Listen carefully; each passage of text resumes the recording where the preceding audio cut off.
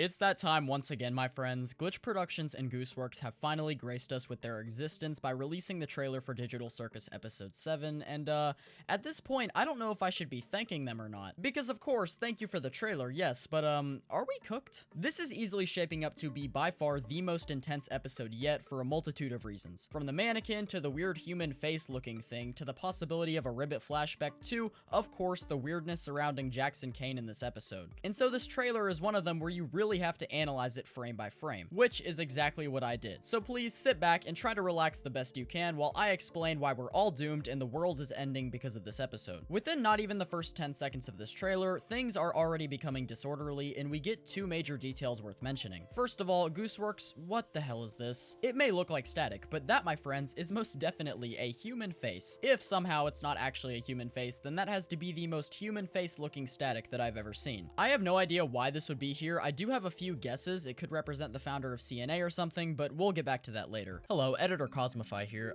Quick update about the human face thing. As it turns out, that was actually not meant to be there. The editors used some kind of stock footage, which some random guy on Reddit found, I think. Bear in mind, this doesn't bear any significance on the lore. I don't talk about it too much in this video, thankfully, but yeah, the human faces don't matter. Just an editing mistake, I guess. So, yeah. Anyway, back to the video. Immediately after this, we're given a relatively mundane seeming scene of a hallway with the mannequin peering from the very end of the left-hand side. Now, I said seems mundane, right? But don't be fooled, my friends. This is Gooseworks we're talking about. So if we get our magnifying glasses out, we can see that none of these doors are assigned with people, which may cause some of the more eagle-eyed viewers to begin scratching their heads, because you might recall that we were shown this exact same angle of the hallway in the pilot episode. Only this time, the doors actually do have assigned characters on them. This immediately tells us that this right here is a flashback, and a really far away one at that. This means that this mannequin, assuming it's the same one as the one at the end of episode 5 who's been spying on the cast, has been here for longer than everyone else, save maybe Kinger. All of these doors are blank. We then get more static and are greeted with a view of Jax's room with a very sad Jax in the middle of it, similar to what we were given on Gooseworks' Blue Sky a while back. In the background, we can see a picture of Ribbit, Jax, and Kaufmo all smiling together. It's also possible that in this other render, Jax was staring at that photo because he's turned and facing that direction. We then get a shot of a blue and red colored door labeled Cain's office. This color scheme feels so familiar for some reason.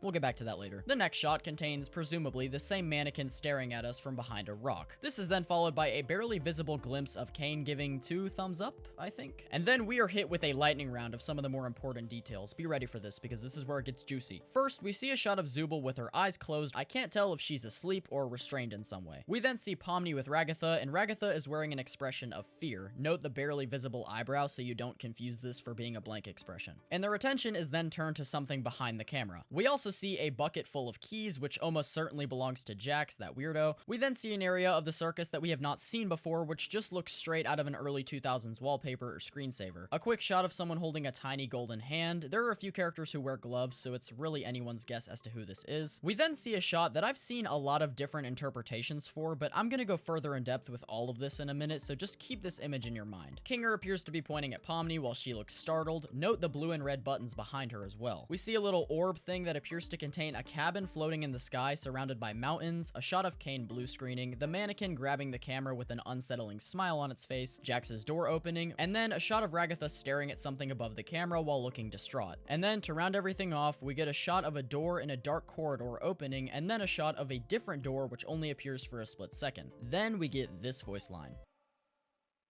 I think I found the way to leave. Whew, got all that?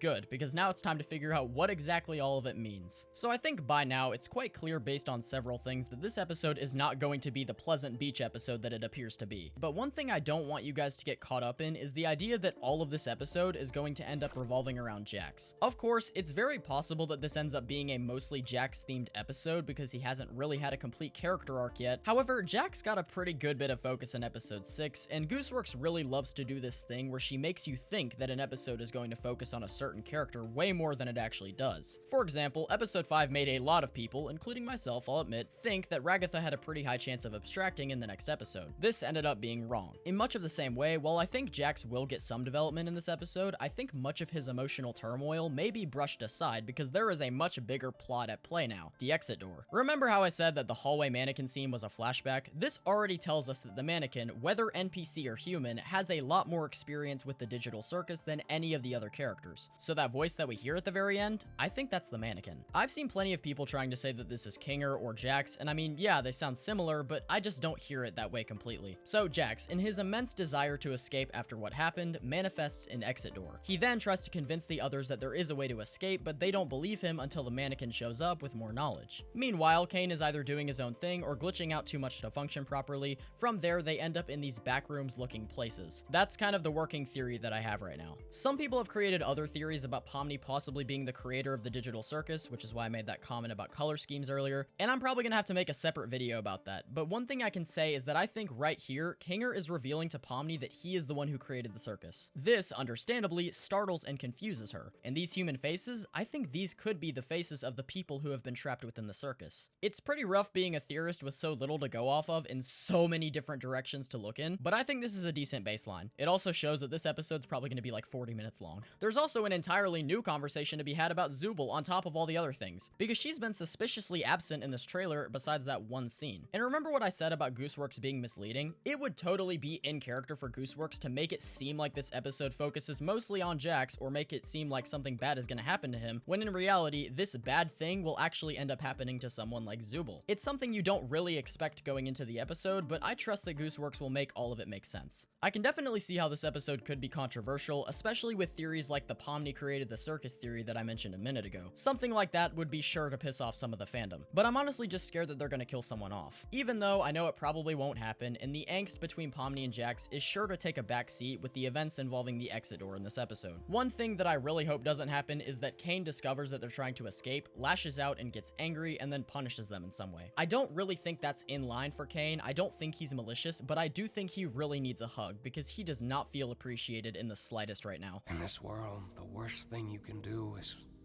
make someone think they're not wanted or loved.